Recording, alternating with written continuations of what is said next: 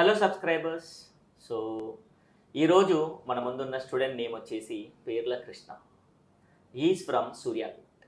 So తన experience share చేసుకోవాలి, తన సక్సెస్ సీక్రెట్స్ ఏంటో తెలుసుకోవాలనుకుంటే సో మీరందరూ ఒక మంచి కంపెనీలో, ఐబిఎం లాంటి మంచి కంపెనీలో, ఎంఎన్సి కంపెనీలో జాబ్ క్రాక్ చేశాడు.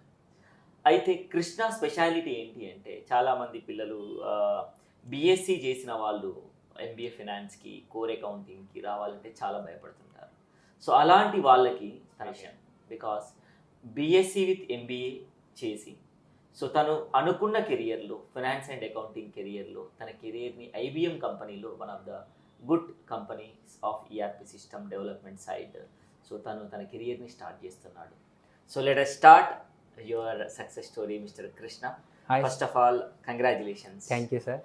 So hi sir. ఎలా ఉన్నారు? బాగున్నా సార్. సో చెప్పండి, సో మీ సక్సెస్ స్టోరీ గురించి. అసలు ఎలా స్టార్ట్ అయింది మీ జర్నీ ఎస్వితోని? అసలు ఎందుకు ఎస్విలో జాయిన్ అవ్వాలనుకున్నారు? ఎందుకు మమ్మల్ని ట్రస్ట్ చేశారు?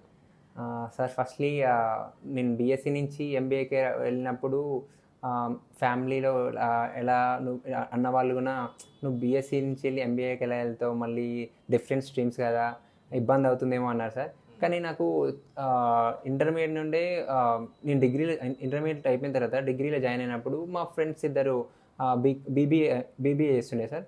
వాళ్ళు అకౌంటింగ్ టాపిక్స్ గురించి మాట్లాడుతున్నప్పుడు నాకు బాగా క్యూరియాసిటీ పెరిగింది సార్. అట్లా ఎలా కంపెనీస్ వర్క్ అవుతాయి, అకౌంట్స్ అంటే ఏంది, ఏం వర్క్ చేస్తుంది, ఇలా క్యూరియాసిటీ బాగా పెరిగిండే సార్.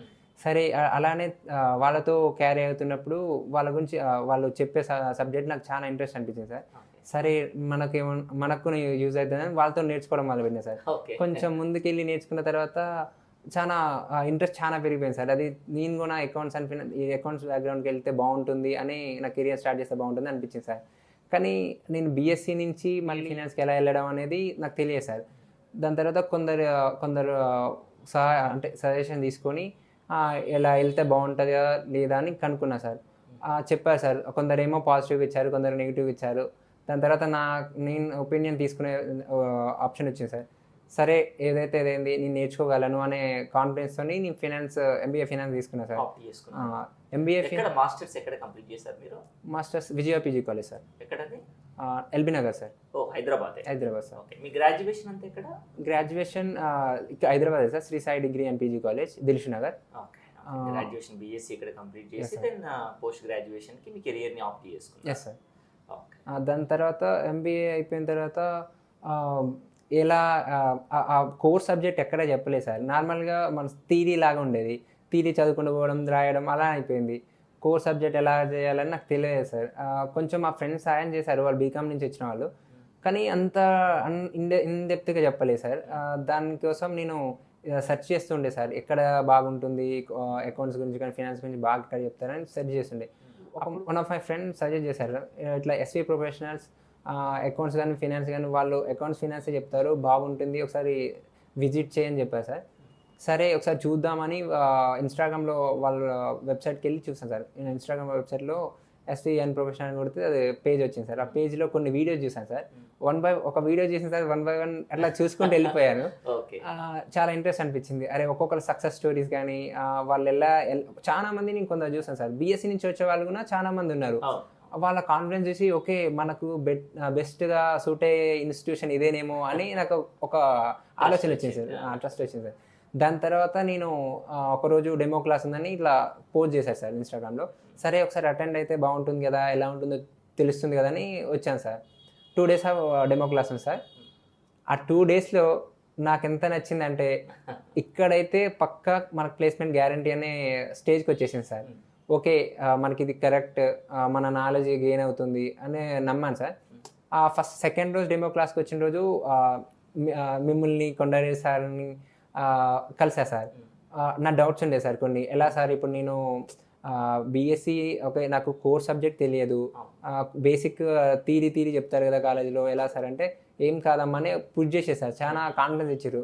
నువ్వు జాయిన్ అవ్వమ్మా, నీకు ఖచ్చితంగా మేము ప్లేస్ అయ్యేటట్టు చూస్తాం, నీకు ప్లేస్ అవ్వడం కాదు, నీకు నాలెడ్జ్ ఖచ్చితంగా గెయిన్ అవుతుంది, ఎక్కడికైనా వెళ్ళు, నీకు సబ్జెక్ట్ గెయిన్ కాకుంటే నన్ను అడగమ్మని గ్యారంటీ నాకు పక్కా చెప్పారు సార్.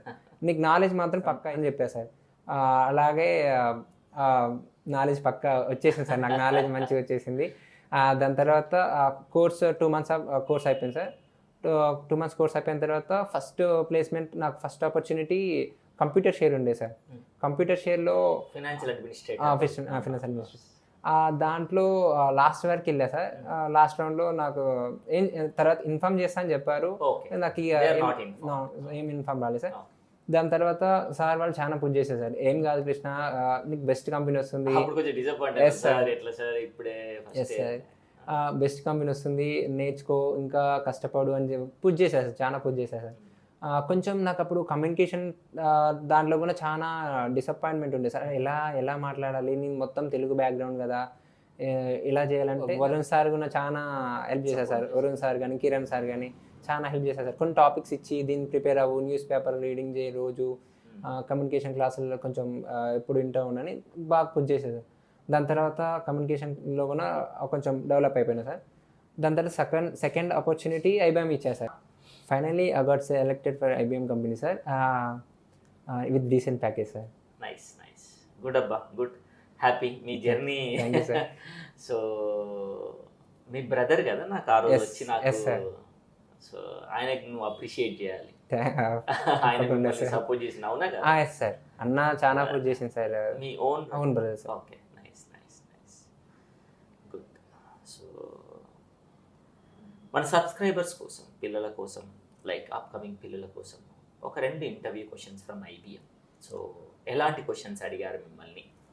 సార్ అకౌంట్స్లో వచ్చేసరి బేసిక్ క్వశ్చన్స్ జనరల్ ఎంట్రీస్ పక్కా చూసుకోవాలి సార్. అంటే టోటల్ జనరల్ ఎంట్రీస్ అన్ని కాన్సెప్ట్ నుంచి జనరల్ ఎంట్రీస్ అడుగుతున్నారు. ఓకే.